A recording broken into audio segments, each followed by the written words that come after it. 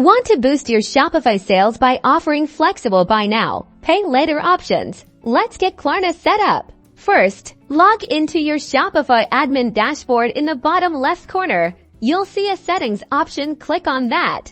Once in settings, navigate to the payments section. This is where we'll add new payment providers. Scroll down to the payment providers section. We're looking for Klarna. If you don't see it immediately, you might need to click show all payment providers. Click on Klarna. You'll likely see a prompt to activate Klarna or connect to Klarna. If you already have a Klarna merchant account, you'll enter your credentials here to link it.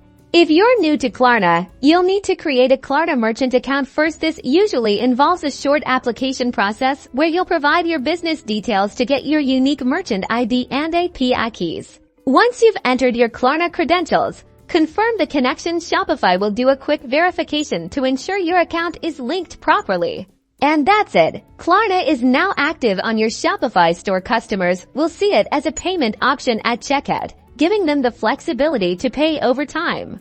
By offering Klarna, you're not just adding a payment method, you're opening your store to more customers and potentially increasing your average order value. Happy selling!